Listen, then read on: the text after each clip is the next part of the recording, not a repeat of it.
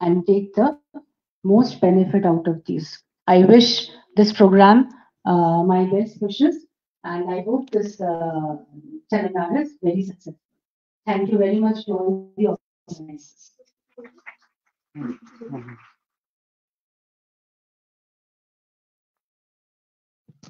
Thank you so much, ma'am. Thank you for delivering so valuable words of yours. Now I would like to request Dr. Anjali, sir, from Rashtravital Church Sapindra to utter some words on this seminar, or he can also utter some words on this particular topic.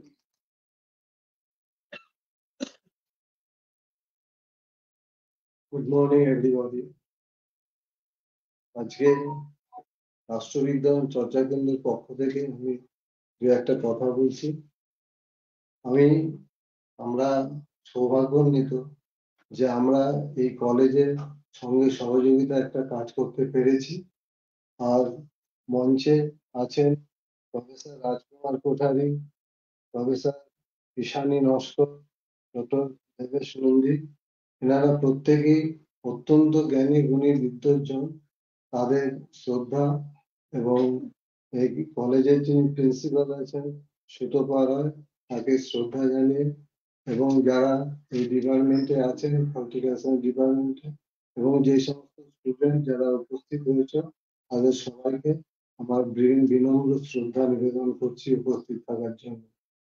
আমি বলতে চাই যে আমাদের এই সংস্থাটা প্রথম শুরু 2021 সালে, যখন ভয়ঙ্কর করোনা চতুর্দিকে বিদ্ধ হয়েছিল।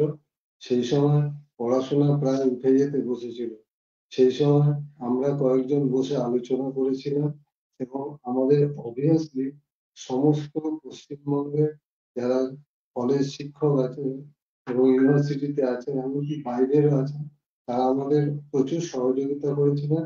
তাদের প্রেরণা এবং আমাদের উদ্যোগ নিয়ে আমরা এতদিনে পথ চলেছি।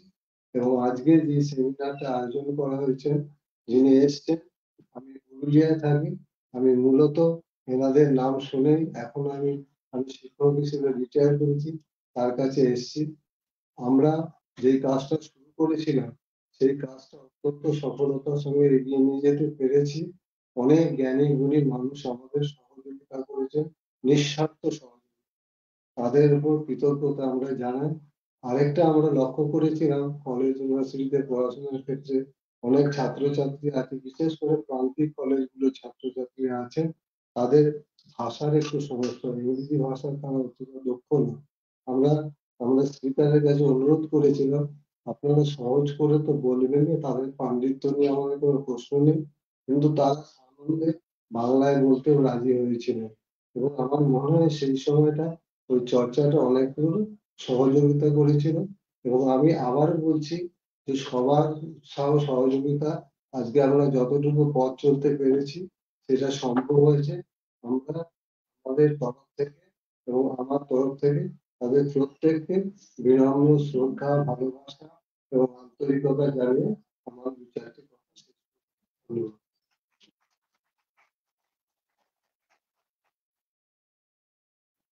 Thank you, sir. Thank you so much. We will keep in mind that today's seminar can be so easily accessible that everyone can understand. Now we will step into the main section of this acknowledging symposium. I would like to call upon stage Shujetona Pal for the next session of our lecture. Thank you.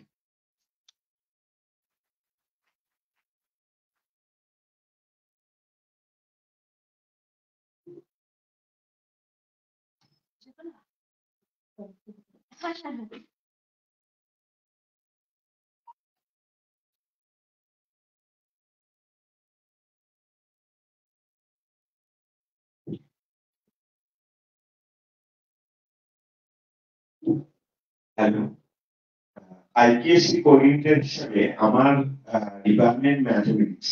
আমি পল সায়েন্সের এই বিষয়টা অতটা জানি না, তো তাও বলছি সেমিনার সাকসেসফুল হোক। এবং এখানে হ্যালো, প্যালেস্টাইন ইসরায়েল যে যুদ্ধ হচ্ছে সবাই আমরা জানি, তাতে ওয়ার্ল্ড ইকোনমি খুব প্রবলেম হচ্ছে। আমাদের দেশে অনেক কিছু এই যুদ্ধের পরে অনেক প্রাইসের দাম বেড়ে গেছে, মানে প্রাইস বেড়ে গেছে, এটা তোমরা লক্ষ্য করেছো। তো কোন শুধু প্যালেস্টাইন ইসরায়েলে এই এফেক্টটা পড়েছে এটা ঠিক নয়, সারা বিশ্বেই পড়েছে। তো আমার মনে হয় আজকের আলোচনা সেটা উঠে আসবে, এবং যাতে যুদ্ধগুলো না হয় আমার মনে হয় কি সেগুলো দেখা হচ্ছে, এবং তার কারণ কিসের জন্য যুদ্ধ হচ্ছে এবং কি করলে যুদ্ধটা অ্যাভয়েড করা যাবে সেই নিয়ে আলোচনাটা কিছুটা হলেই আমার মনে হয় ছাত্রীরা উপকৃত হবে। এখানে আমি মঞ্চে যারা স্পিকার আছে তাদেরকে আজকের আসার জন্য অনেক অনেক ধন্যবাদ। আমাদের প্রিন্সিপাল ম্যাডাম আছেন, ওনাকে এই এটা অর্গানাইজ করার জন্য অনেক ধন্যবাদ, এবং আমাদের ডিপার্টমেন্টের যারা আছে তাদেরকেও ধন্যবাদ, অত্রি, অর্ণব, অনুশ্রী এবং আরো অনেকে আছে, এবং অবশেষে ছাত্রীদের। সেমিনার সাকসেসফুল হোক, তোমরা তোমাদের যা প্রশ্ন আছে সবই ক্লিয়ার করবে, এটা আশা করি। শেষ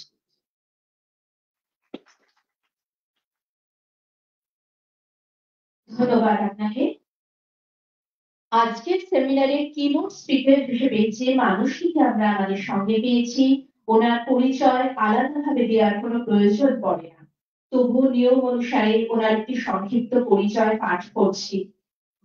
অধ্যাপক ডক্টর রাজকুমার কোঠারি মহাশয় বর্তমানে সংস্কৃত কলেজ এবং বিশ্ববিদ্যালয় এবং পশ্চিমবঙ্গ রাজ্য বিশ্ববিদ্যালয়ে মাননীয় উপাচার্যের দায়িত্ব বিচক্ষণ দক্ষতার সাথে পালন করে চলেছে।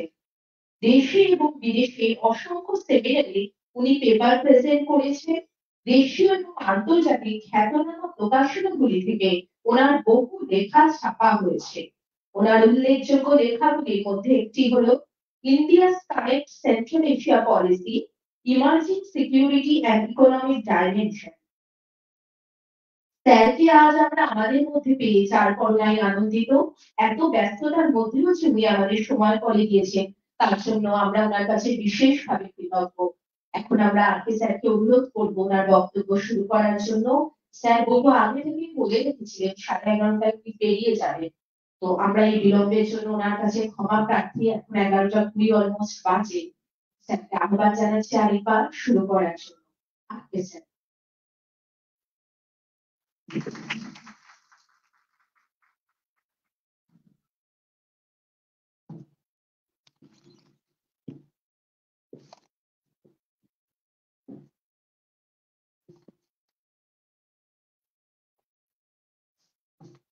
Very good morning to all the distinguished participants. Respected principal of Vidyasagar College, our dear Partho Ganguly, two of my closest and important colleagues on the dais, Professor Ishani Noshko, Dr. Debashish Nandi, my dear students, and online, I saw it a while ago, Dr. Piyu is present over here. A very important occasion for all of us under the initiative of Rashtrabigyan Charcha Kendra.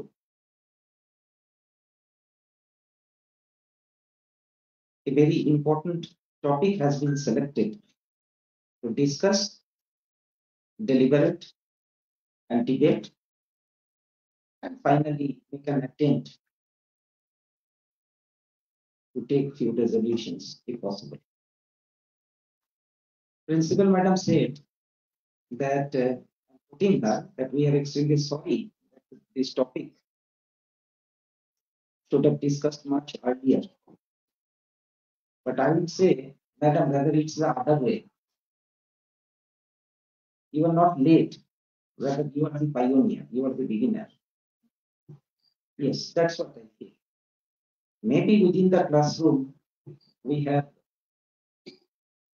interacted with our students, but as far as the city of Kolkata is concerned, I haven't heard any lecture being organized on such an important topic.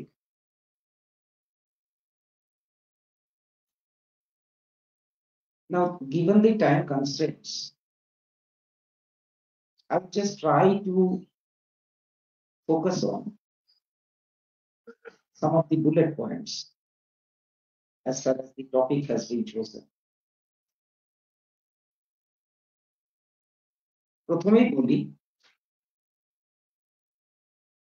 যে সারা পৃথিবীতে সংঘাত, দ্বন্দ্ব এগুলো নিরন্তরভাবে চলছে, বিক্ষিপ্তভাবে কম বেশি সমস্ত ক্ষেত্রে সব জায়গাতেই আমরা দেখছি, everywhere. But as far as this Israel-Palestine conflict is concerned,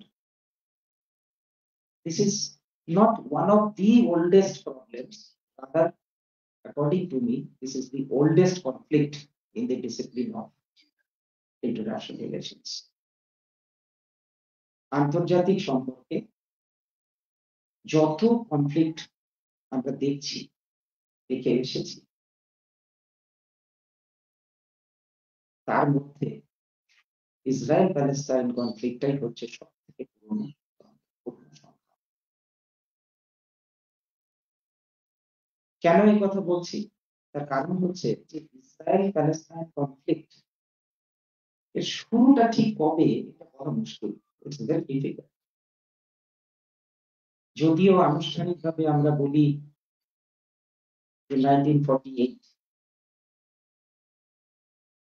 Israel প্রতিষ্ঠার মধ্যে দিয়ে, ইসরায়েল রাষ্ট্র প্রতিষ্ঠার মধ্যে দিয়ে পৃথিবীতে এই প্যালেস্টাইন ইসরায়েল কনফ্লিক্টের সূত্রপাত, কিন্তু এটা ঠিক নয়। আমরা যারা আন্তর্জাতিক সম্পর্ক এবং রাষ্ট্রবিজ্ঞান চর্চার সঙ্গে যুক্ত আছি তারা সবাই জানি যে এর উদ্ভব একেবারে 19th সেঞ্চুরির শেষের দিক থেকে এবং আর্লি 20th সেঞ্চুরি, সেখান থেকে আমরা দেখছি এই প্যালেস্টাইন ইসরায়েল কনফ্লিক্ট হচ্ছে। কিন্তু এখানে একটা বিষয় আমাদের ছাত্রীদের বলবো মাথায় রাখতে, যে ইসরায়েল নামক যে রাষ্ট্র, সেই রাষ্ট্রটা আনুষ্ঠানিকভাবে কিন্তু 1948 সালে প্রতিষ্ঠিত হয়েছে, কিন্তু তার যে রুটস অফ দিস কনফ্লিক্ট সেটা কিন্তু তাদের থেকেই চলে আসছে। তার মানে হচ্ছে এই যে প্যালেস্টাইন ইসরায়েল যে কনফ্লিক্ট, সেটা দ্বিতীয় বিশ্বযুদ্ধের আগে, বিশেষ করে 19th সেঞ্চুরি শেষ এবং 20th সেঞ্চুরি শুরুতে যদি তাকাই, তাহলে কয়েকটা ঘটনা ছোট ছোট আমি বিশেষ করে আমাদের ছাত্রীদের জন্য বলবো। যে 1917 সাল Balfour declaration issued by Britain. 1917 সালে বালফোর ডিক্লারেশনের মাধ্যমে ব্রিটিশ সরকার এটা ঘোষণা করেছিল যে পৃথিবীতে জিউস ইহুদি তাদের জন্য একটা হোমল্যান্ড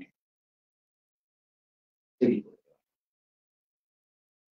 কেন না, তারা সারা পৃথিবীতে বিক্ষিপ্ত ভাবে রয়েছে, ছড়িয়ে ছিটিয়ে রয়েছে এবং ইহুদিদের একটা বড় অবদান রয়েছে, এবং সেই অবদানের স্বীকৃতি হিসাবে ইহুদিদের জন্য একটা রাষ্ট্র, একটা স্বাধীন সার্বভৌম রাষ্ট্র 1917 সালে কিন্তু ব্রিটিশ সরকার এটা ঘোষণা করেছে। এবং এই বালফোর ডিক্লারেশনের মাধ্যমে তার থেকেই শুরু হয়েছিল। বালফোর ডিক্লারেশনের মাধ্যমে আরো ব্যাপারটা প্রকট হলো সেটা হচ্ছে Jewish immigration started from different parts of the world. সারা পৃথিবীর বিভিন্ন প্রান্ত থেকে এই ইহুদিদের জন্য ইমিগ্রেশন প্রসেসটা শুরু হয় তারপর ডিক্লারেশনের মাধ্যমে। তার একটা promise made by none other than the British. Then 1947, United Nations adopted a resolution 181. According to that resolution 181, partition plan was adopted. Thereafter, this partition plan was executed. 1947 সালে 181 রেজলিউশন নাম্বার অনুযায়ী সিদ্ধান্ত নেওয়া হলো সম্মিলিত জাতিপুঞ্জের তত্ত্বাবধানে যে মধ্যপ্রাচ্যের এই যে অঞ্চলটা যেখানে প্যালেস্টাইনীয় মানুষরা বসবাস করছে, আরব রাষ্ট্রের মানুষরা বসবাস করছে, সেটাকে ডিসইন্টিগ্রেট করা হবে, সেটাকে ভেঙে ফেলা হবে। এবং সেটাকে ভেঙেই ঠিক আছে, সেটাকে আমি প্রিন্সিপাল ম্যাডাম থাকতে থাকতে একটা কথাই শুধু বলবো যে সংস্কৃত বিশ্ববিদ্যালয় খুবই কাছে, এখান থেকে পায়ে হাঁটার পথ বোধ হয় 5 থেকে 7 মিনিট। কখনো আমার ছাত্রীদের প্রিয় ছাত্রীদেরকে বিশেষ করে যদি সম্ভব হয় যে ঘরটায় ঈশ্বরচন্দ্র বিদ্যাসাগর মশাই নিজে আমার বিশ্ববিদ্যালয় তখন কলেজ ছিল, তার প্রিন্সিপাল ছিল, সেখান থেকে তার দায়িত্ব পালন করেছে। আমি হচ্ছি এত একজন সৌভাগ্যবান মানুষ যে সেই ঘরটায় বসে আমি আমার দায়িত্ব পালনের চেষ্টা করছি। তো প্রিয় ছাত্রীদের বলবো ম্যাডামকে যে কখনো ছাত্রীদের পাঠাবেন বিশ্ববিদ্যালয়, খুবই ছোট বিশ্ববিদ্যালয়, হয়তো আপনাদের কলেজ থেকেও ছোট, কিন্তু একটা ছোট মিউজিয়াম আছে, সেটাও তারা ভিজিট করুন। বিদ্যাসাগর মশাই ঘরে বসতে আমি খুব খুশি হব। প্লিজ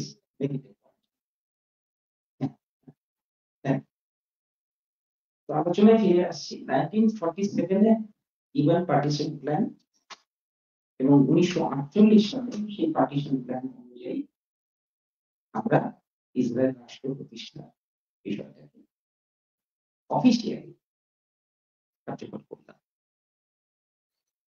এবং এই 1948 একটা ট্রিগার পয়েন্ট। ট্রিগার পয়েন্টের বাংলা কি হবে আমি জানি না, পার্থবাবু বলেছেন যে একটু বাংলায় বলতে, কিন্তু অনেক জায়গায় কতগুলো শব্দ ব্যবহার করতে গেলে অসুবিধা হয়, তো আমি মার্জনা চেয়ে নিচ্ছি। মানে এমন একটা সন্ধিক্ষণ, এমন একটা সময় যখন থেকে এই দেখা যাচ্ছে যে ইসরায়েল প্রতিষ্ঠার মধ্যে দিয়ে ওই মধ্যপ্রাচ্যের এই অঞ্চলটা একটা চরম অস্থিরতার সৃষ্টি হচ্ছে। মানে মাইন্ডেড অবজেক্টিভ ছিল, উদ্দেশ্যটা ছিল এই অঞ্চলে শান্তি শৃঙ্খলা প্রতিষ্ঠা করা, ইসরায়েল রাষ্ট্র প্রতিষ্ঠার মধ্যে দিয়ে একটা বিষয় নিশ্চিত করা যে মধ্যপ্রাচ্যে যেমন আরব রাষ্ট্রগুলো রয়েছে তার পাশাপাশি ইহুদিরাও সেখানে সহাবস্থান করবে। কিন্তু এইখান থেকে এই সমস্যাটা তৈরি হলো, কারণ ওই যে ইউএন পার্টিশন প্ল্যান সেই অনুযায়ী এই অঞ্চলটাকে বিভাজন করে ইসরায়েল, ওয়েস্ট ব্যাংক এবং গাজা স্ট্রিপ এগুলোকে মার্ক করে দেওয়ার ফলে যে সমস্যাটা হলো সেটা হচ্ছে যে আরবদের সঙ্গে প্রতিবেশী কিছু আরব রাষ্ট্র রয়েছে, সিরিয়া রয়েছে, জর্ডান রয়েছে, এই রাষ্ট্রগুলোর সঙ্গে ইজিপ্ট রয়েছে, এই রাষ্ট্রগুলোর সঙ্গে ইসরায়েলের একটা সংঘাত শুরু হলো। সংঘাতের কারণটা কি? What was the root cause of this conflict? These states, and largely the Arab states, they adopted a resolution. They decided that they will not recognize the existence of Israeli state in this region. এই অঞ্চলে Israel নামক যে স্বাধীন সার্বভৌম রাষ্ট্র প্রতিষ্ঠিত হলো সম্মিলিত জাতিপুঞ্জের তত্ত্বাবধানে, সেটাকে তারা অস্বীকার করছে। তারা বলছে আমরা এই ইসরায়েল রাষ্ট্রের প্রতিষ্ঠা মেনে নিতে পারছি না, এই রাষ্ট্রকে অস্বীকার করছে। সুতরাং সেটাও হচ্ছে কনফ্লিক্টের আরেকটা ট্রিগার পয়েন্ট, যে state has been created but it is not getting recognition from the neighbouring states. এবং ভারতের অবস্থানটা as far as this Israel-Palestine conflict is concerned, একেবারে 1947 সাল থেকে 2024 পর্যন্ত যদি দেখি, এই অবস্থানের মধ্যে একটা ফান্ডামেন্টাল শিফট একটা সময় এসেছে। সেটা যদি সময় পারমিট করে আমি পরে করব। কিন্তু তখন জোট নিরপেক্ষ আন্দোলন সারা পৃথিবীতে, এশিয়া, আফ্রিকা, ল্যাটিন আমেরিকায়, বিশেষ করে 60-এর দশকের শেষ এবং 70-এর দশক তীব্র আকার ধারণ করেছে। সেই জোট নিরপেক্ষ আন্দোলনে যারা নেতৃত্ব দিয়েছিল তারা কিন্তু সারা পৃথিবীতে বার্তা দিয়েছিল যে তারা প্যালেস্টাইনের পাশে, তারা ইসরায়েলের অস্তিত্ব স্বীকার করছে না, করবেন না। ইন্ডিয়া ভারতবর্ষ হিসেবে, ভারতীয় নাগরিক হিসেবে আমরাও সেই সিদ্ধান্ত নিয়েছিলাম যে ইসরায়েল রাষ্ট্রের অস্তিত্বকে আমরা স্বীকার করছি না। যার ফলে লক্ষ্য করুন যে একদিকে আনুষ্ঠানিকভাবে 1948 সাল থেকে ইসরায়েল রাষ্ট্র প্রতিষ্ঠিত হচ্ছে, আর বিশ্বের স্বাধীন সার্বভৌম রাষ্ট্রের একাংশ তারা সেই রাষ্ট্রকেই স্বীকৃতি দিচ্ছে না। কেন না, তাদের বক্তব্যই ছিল যে এটা বহিরাগতরা এসে এখানে বসতি স্থাপন করছে, আর আমাদেরকে আমাদের হোমল্যান্ডকে ছেড়ে দিতে হচ্ছে, নিজেদের জমি ছেড়ে দিতে হচ্ছে। সেটা আমরা মেনে নেব না, মেনে নিতে পারবো না। এবং এই বিষয়টাকে কেন্দ্র করে এক সিরিজ অফ ওয়ার্স, এক যুদ্ধ, যেগুলো আমরা রাষ্ট্রবিজ্ঞানে আন্তর্জাতিক সম্পর্কে পড়ি, আরব ইসরায়েল যুদ্ধ পড়ি, তো আরব ইসরায়েল কনফ্লিক্ট নামে পরিচিত। সুতরাং 1948 সাল, 1956 সাল, 1967 সাল, 1973 সাল,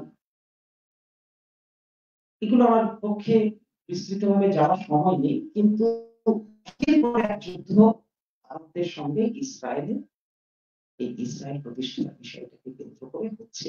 এবং ইন্টারেস্টিংলি আবার এটাকে বলবো ছাত্রীদেরকে নোট করতে, যে প্রত্যেকটা যুদ্ধে আরব রাষ্ট্রগুলো শোচনীয় এবং এই যে 1948 থেকে যে সালগুলো বললাম, 1956 সাল সুয়েজ ক্রাইসিস, 1967 সালের ইসরায়েল কনফ্লিক্ট, 1973 সালে ইয়ম কিপুর ওয়ার, এই একের পর এক যুদ্ধে আমরা দেখছি যে ইসরায়েল শুধু এদেরকে পরাস্ত করছে তাই নয়, তাদের অধিকৃত অঞ্চলটাকেও নিজে দখল করে দিচ্ছে একের পর এক। অধিকৃত করবো না, তাদের যে বাসভূমি, সেই বাসভূমির একের পর এক অঞ্চলকে এই প্রত্যেকটা যুদ্ধে দখল করে দিচ্ছে। মানে সমস্যাটা কোথায় আমরা সমাধান করবো, পার্থ বললে কিভাবে সমাধান করা যায় সেটা আমাদের ভাবতে হবে। সমস্যা তো বাড়াচ্ছি, একটা করে যুদ্ধ হচ্ছে, আমি কিছু জমি অধিগ্রহণ করে নিচ্ছি, সেগুলোকে আমার নিজের সার্বভৌমত্বের অন্তর্ভুক্ত করছি। এইরকম চলতে চলতে একটা প্রচেষ্টা একাধিকবার শুরু হয়েছিল পৃথিবীতে, সম্মিলিত জাতিপুঞ্জের তত্ত্বাবধানে বা সম্মিলিত জাতিপুঞ্জের বাইরে মার্কিন যুক্তরাষ্ট্রের নেতৃত্বে, যে একটা মিউচুয়াল সলিউশনের পথ খুঁজে পাওয়া। এবং 1979 একটা ক্যাম্প ডেভিড চুক্তি হয়েছিল ইসরায়েলের সঙ্গে প্রতিবেশী রাষ্ট্রদের, এবং সেই চুক্তি অনুযায়ী মনে করা হয়েছিল যে এই অঞ্চলে হয়তো শান্তি ফিরে আসে, কিন্তু আমরা দেখলাম 1979 ক্যাম্প ডেভিড সেটাও বেশি দিন স্থায়ী হচ্ছে না। খুব দুটো ইম্পর্টেন্ট অকেশন 1993 এবং 1995 দুটো খুব গুরুত্বপূর্ণ চুক্তি হয়েছিল, অসলো 1 এন্ড অসলো 2। এই দুটো চুক্তি আমি বলবো যে আজকে 2024 সালে দাঁড়িয়েও বলছি যে বোধ হয় মধ্যপ্রাচ্যে শান্তি শৃঙ্খলা ফিরিয়ে আনার ক্ষেত্রে সব থেকে গুরুত্বপূর্ণ চুক্তি স্বাক্ষরিত হয়েছিল। অসলো 1 1993 এবং অসলো 2 1995। এবং এই চুক্তির মূল কথা ছিল এটাই যে পরস্পরের অস্তিত্ব সবাই স্বীকার করে নেবে, ইসরায়েল যে অধিকৃত অঞ্চলগুলো দখল করে রেখেছে সেগুলোকে আস্তে আস্তে করে ছেড়ে দেবে এবং সেখান থেকে তার সৈন্যবাহিনী প্রত্যাহার করবে। কিন্তু আমরা দেখলাম যে একাধিক কারণে, not for one or two reasons, for a variety of reasons, this Oslo 1 and 2 also did not succeed. এবার আসছি আমি একবিংশ শতাব্দীর খুব সংক্ষেপে ডেভেলপমেন্টস গুলো নিয়ে, যে কেন অসলো 1 অসলো 2 মতন গুরুত্বপূর্ণ চুক্তি হওয়ার পরেও এই অঞ্চলে শান্তি নিরাপত্তা বিঘ্নিত করবে। সেটা দেখতে গেলে, বিশ্লেষণ করতে গেলে we need to look at the year 2006। 2006 সালে প্যালেস্টাইন বলে যে ভূখণ্ডটা রয়েছে সেই ভূখণ্ডে আমরা দেখছি যে হামাস একটা গোষ্ঠী, যাদেরকে পৃথিবীতে এক শ্রেণীর কিছু রাষ্ট্র কোট আনকোট তাদের বলে যে তারা টেররিস্ট, সেই হামাসদের নেতৃত্বে সরকার,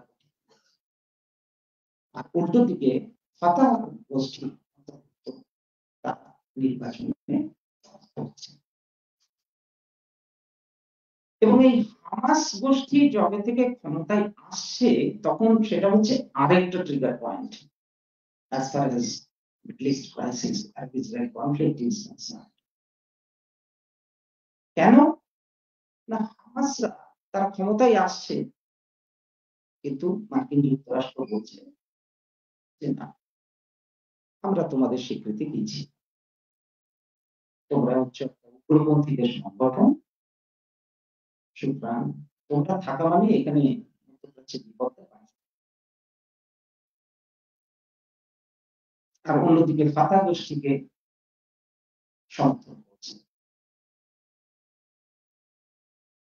যার ফলে প্যালেস্টাইনের মধ্যেই আরেকটা বিভাজনের প্রক্রিয়া শুরু করে যাচ্ছে 2006 সাল থেকে। একটা অঞ্চল ওই ফাতাহ গোষ্ঠীর নিয়ন্ত্রণে থাকছে, আরেকটা মানে সমস্যা কোথায় সমাধান করবো পার্থবাবু, সমস্যাটা তো আরো বেশি করে গভীরে চলে যাচ্ছে, যত এগোচ্ছি সময় এগোচ্ছে ততই বাড়ছে। প্যালেস্টাইনের যে ইন্টারনাল যে ক্রাইসিস, যে ডিফিকাল্টিজ, সেটা একটা বড় চ্যালেঞ্জ। এবং তার সঙ্গে সঙ্গে প্রতিবেশী রাষ্ট্র ইসরায়েল, যার অস্তিত্বকে আমরা স্বীকার করছি না, সেই রাষ্ট্রের সঙ্গে প্রতিবেশী রাষ্ট্রগুলোর সংঘাত কিন্তু চলে আসছে। তার মধ্যে এই যে ইমপ্লিকেশনস অন ওয়ার্ল্ড পলিটিক্স এর কথা বলা হচ্ছে, এটা তো শুরু থেকেই ওয়ার্ল্ড পলিটিক্স এর উপরে একটা চরম ইমপ্লিকেশনস, ব্যাপক প্রভাব। তার কারণ হচ্ছে মধ্যপ্রাচ্যের এই যে অঞ্চলটা, যেটাকে নিয়ে আরব রাষ্ট্রগুলো এবং ইসরায়েল গঠিত, সেই অঞ্চলটা পৃথিবীর মধ্যে জিওস্ট্র্যাটেজিক কারণে ভূকৌশলগত খুব গুরুত্বপূর্ণ, অর্থনৈতিক দিক থেকে খনিজ তেল, গ্যাস, আমাদের সারা পৃথিবীতে যে চাহিদা তার অ্যাপ্রক্সিমেটলি অ্যারাউন্ড 60% মিট করছে মিডল ইস্ট। ভাবতে পারছেন ছাত্রীরা যে সারা পৃথিবীতে নিজ তেলের যে প্রয়োজন, তার চাহিদা, এই যে পেট্রোল ডিজেল গ্যাস ব্যবহার করছি তার 60%। মধ্যপ্রাচ্য তো সবসময় লাগবে। সারা পৃথিবীতে সুপার পাওয়ার যখন ছিল কোল্ড ওয়ার জমানায়, তাদের মধ্যে তো একটা সংঘাত, স্ফিয়ার অফ ইনফ্লুয়েন্স, তাদের যে মতাদর্শগত লড়াই সেটাকে তারা মধ্যপ্রাচ্যে নিয়ে গেছিল নির্লজ্জ, এবং নিজের প্রভাব প্রতিপত্তি কর্তৃত্ব বিস্তার করবার জন্য তার মধ্যপ্রাচ্যকে কখনোই করতে দেয়নি। সুতরাং যখন ঠান্ডা যুদ্ধ চলছে 1945-এর পরবর্তী সময় থেকে 1990-91 পর্যন্ত, তখন কিন্তু মার্কিন যুক্তরাষ্ট্রের সঙ্গে সোভিয়েত ইউনিয়নের ওই স্ফিয়ার অফ ইনফ্লুয়েন্স নিয়ে একটা বিষয়, অনেকগুলো এখানে ডাইমেনশনস রয়েছে কনফ্লিক্টের। আমার পক্ষে সবগুলো তো কভার করা সম্ভব নয়, আমি শুধু বুলেট পয়েন্টস গুলো বলে দিচ্ছি। আমার দুইজন খুব আন্তর্জাতিক সম্পর্কের বিশিষ্ট খ্যাতনামা অধ্যাপিকা রয়েছে, শান্তি ম্যাডাম, এবং তারপর দেবাশিস রয়েছে, তারা আরো বেশি করে এই বিষয়গুলোকে বিশ্লেষণ করবে। তো মার্কিন যুক্তরাষ্ট্র এবং সোভিয়েত ইউনিয়নের মধ্যে যে সংঘাত, সেটা কোল্ড ওয়ার যখন ছিল তখন, আর পোস্ট কোল্ড ওয়ার ইয়ার্সে এটা মনে করা হয়েছিল যে হয়তো একটু শান্তি শৃঙ্খলা একটা পরিবেশ ফিরে আসবে, এবং তার প্রেক্ষাপটেই কিন্তু আমরা দেখলাম অসলো 1 and 2 স্বাক্ষরিত হয়েছে। কিন্তু আবার দেখছি এই 2006 নতুন করে একটা অশান্তি অস্থিরতার পরিবেশ মধ্যপ্রাচ্যে শুরু হয়েছে, সেটা চলছে, এখনো চলছে। আমরা দেখলাম যে গত মাস থেকে এই কনফ্লিক্টটা একটা চূড়ান্ত জায়গায় চলে গেছে, চরম অস্বস্তিকর পরিস্থিতির মধ্যে ইসরায়েলের সঙ্গে প্যালেস্টাইন সংঘাতটা পৌঁছেছে, হাজার হাজার মানুষ প্রাণ হারাচ্ছে। সম্মিলিত জাতিপুঞ্জের মতন প্রতিষ্ঠান তারা শুধু একেবারে রেজলিউশন এবং আলোচনার মধ্যেই সীমাবদ্ধ থাকছে, এটাও কিন্তু সত্যি বুঝতে হবে। আমাদের মাথার উপরে যে বডিটা রয়েছে, তারা চুপচাপ বসে নেই, তারা আলোচনা করছে, they are debating, they are discussing, they are adopting some certain resolutions. But ground reality is such, those resolutions are neither being implemented properly and grossly being violated.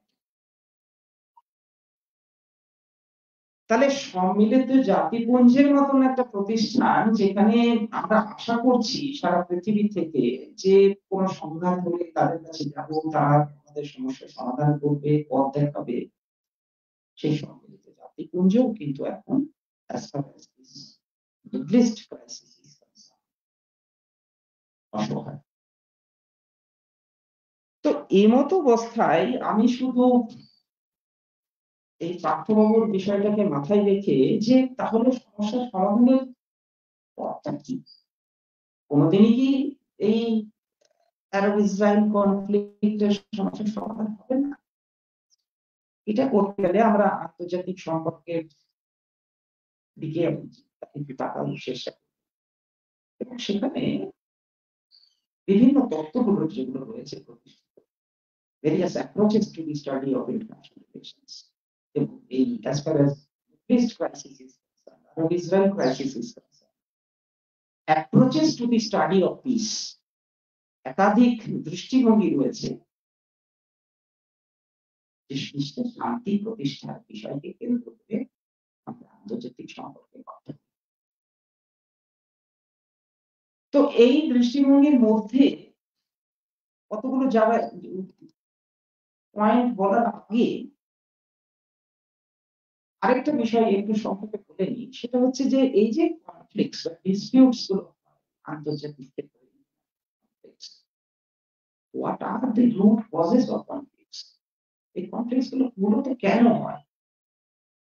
একটা তো আমি ইতিমধ্যেই বলেছি, ইডিওলজিক্যাল কনফ্লিক্ট, মতাদর্শ কারণে একটা সমস্যা আন্তর্জাতিক ক্ষেত্রে সবসময় থেকে থাকে। দ্বিতীয় একটা বিষয় হচ্ছে টেরিটোরিয়াল ক্লেইমস, ভূখণ্ডগত দাবি, যে এই অংশটা আমার, এই অংশটা তোমার নয়। এবং থার্ড যে ইন্টারন্যাশনাল কনফ্লিক্টস এর একটা বড় কারণ হচ্ছে একটা সময় কলোনিয়ালিজম ছিল এবং তার সঙ্গে লিবারেশন মুভমেন্টস,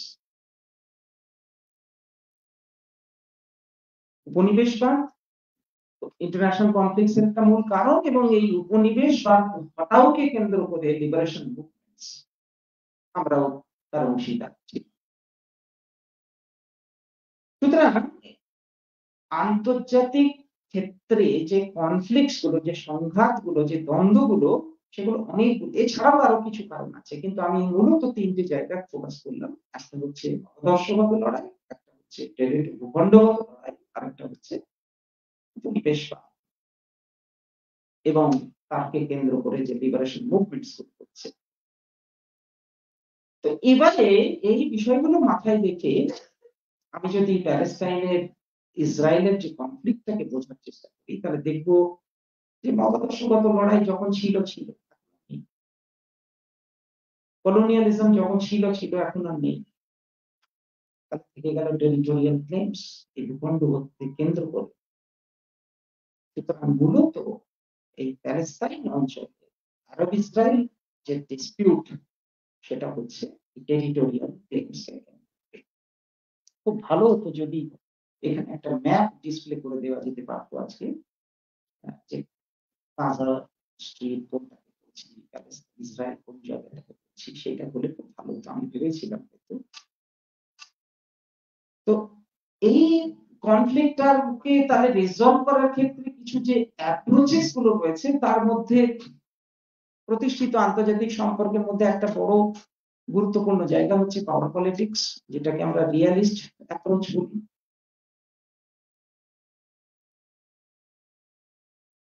একটা অ্যাপ্রোচ রয়েছে liberalism and the world order, উদারনীতিবাদ এবং বিশ্ব ব্যবস্থা। একটা অ্যাপ্রোচ রয়েছে কনফ্লিক্ট রেজলিউশনকে কেন্দ্র করে। আরেকটা অ্যাপ্রোচ খুব বিখ্যাত, আমার কাছে খুব ইম্পর্টেন্ট, সেটা হচ্ছে নন ভায়োলেন্স, নন ভায়োলেন্ট মিনস দিয়ে কিভাবে শান্তি স্থাপন করা যায়। আরেকটা হচ্ছে ট্রান্সফরমেশন। সুতরাং দেয়ার আর ভেরিয়াস অ্যাপ্রোচেস, এবং পাওয়ার পলিটিক্স এই দৃষ্টিভঙ্গি দিয়ে যদি আমি আরব ইসরায়েল ডিসপিউটকে দেখার চেষ্টা করি, তাহলে ওই যেটা বললাম, ট্রিগার পয়েন্ট যেগুলো একের পর এক এসে যাচ্ছে, পাওয়ার পলিটিক্স এর কাজই হচ্ছে ট্রিগার পয়েন্টসগুলোকে বাড়িয়ে দেওয়া। পাওয়ার পলিটিক্স দিয়ে কখনো শান্তি, বাস্তবে গ্রাউন্ড রিয়ালিটি যেটা বলছি, apparent piece is possible, but real piece is not possible through the application of realism framework. This is my feelings, my understanding. Ishani madam and they disagree on this point, but this is how I feel. Liberalism and world order, এটা হচ্ছে খুব সংক্ষেপে বলতে গেলে যে peace through the power of law, যে শান্তি প্রতিষ্ঠিত করতে হবে আইন প্রতিষ্ঠার মধ্যে দিয়ে, আইনের অনুশাসনের মধ্যে দিয়ে। কিন্তু আমরা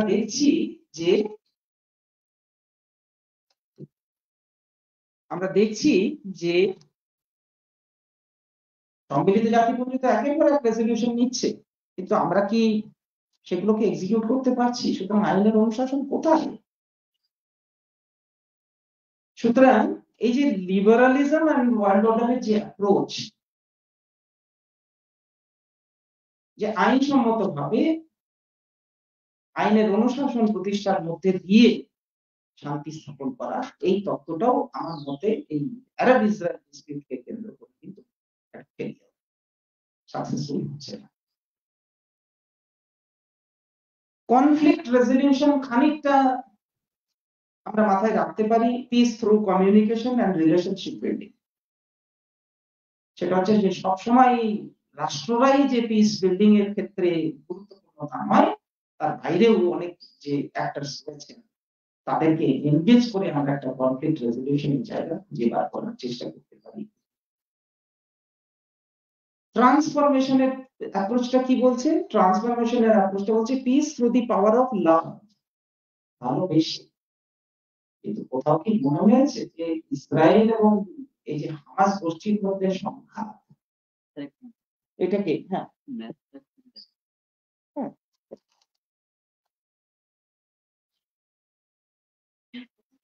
যে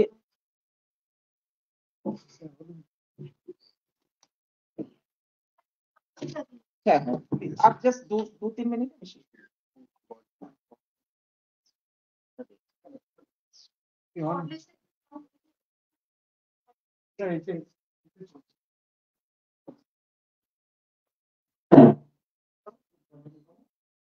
আমরা যেটা বলার চেষ্টা করছিলাম যে ট্রান্সফরমেশন মানে কি শ্রুতি কখনো না, সেটা কিন্তু বাস্তব পরিস্থিতি তাতে কোনোভাবেই সম্ভব হচ্ছে।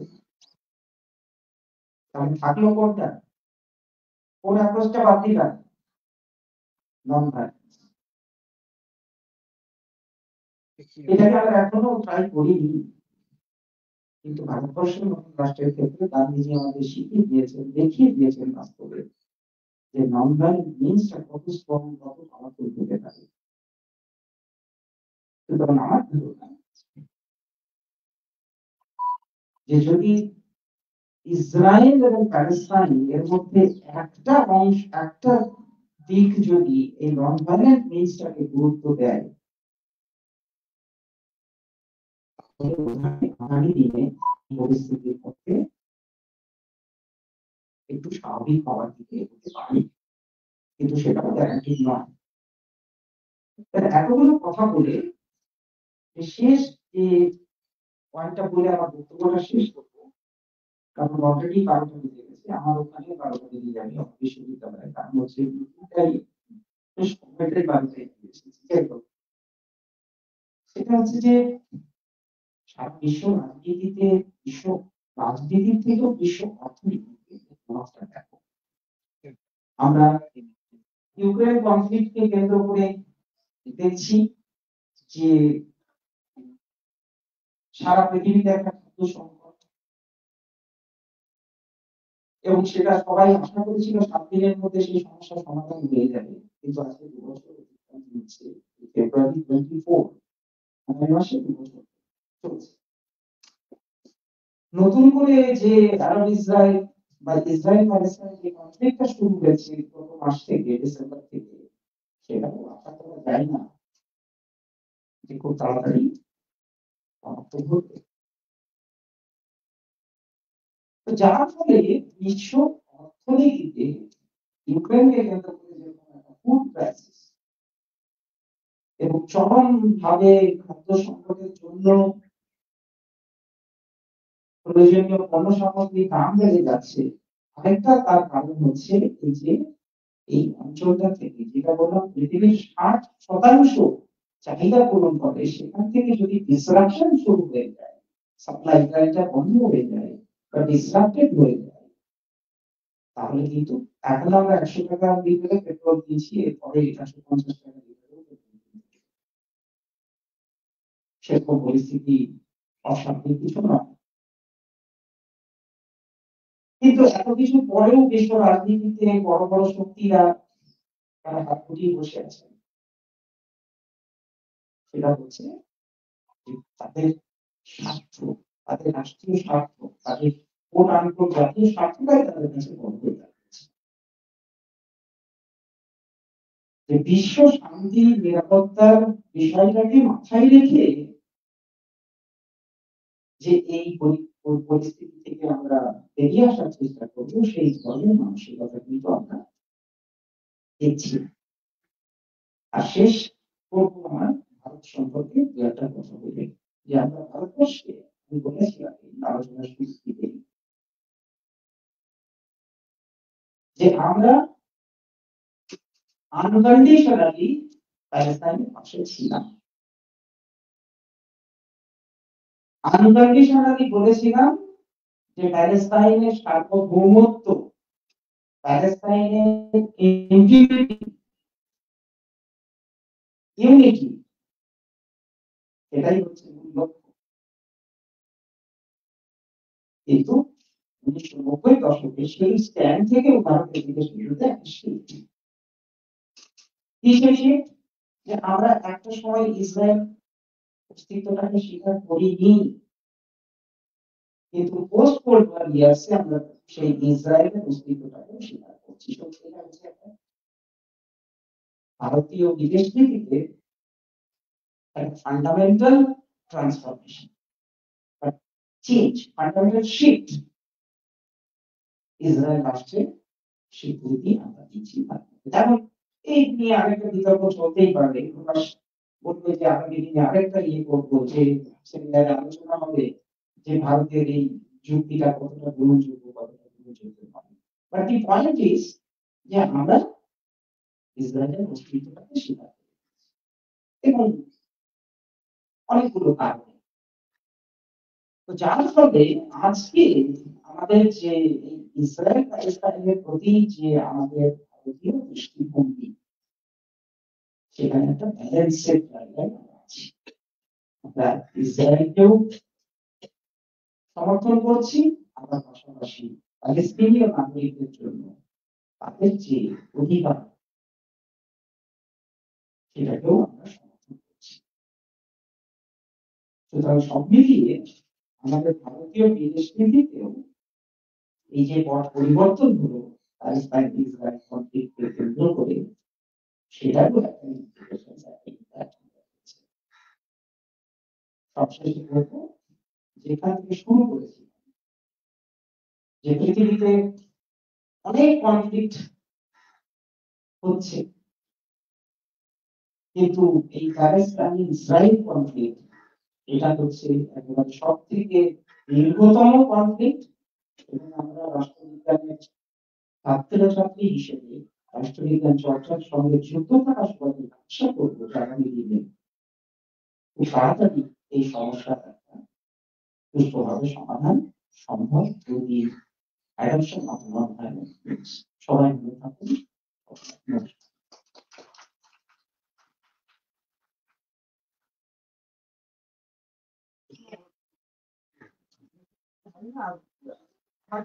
আমি রিকোয়েস্ট করবো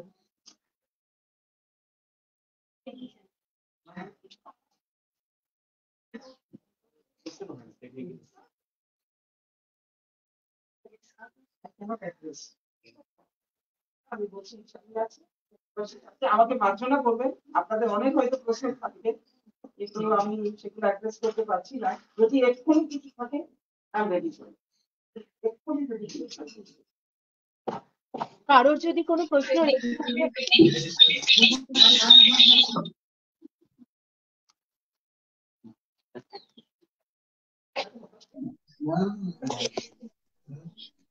যদিও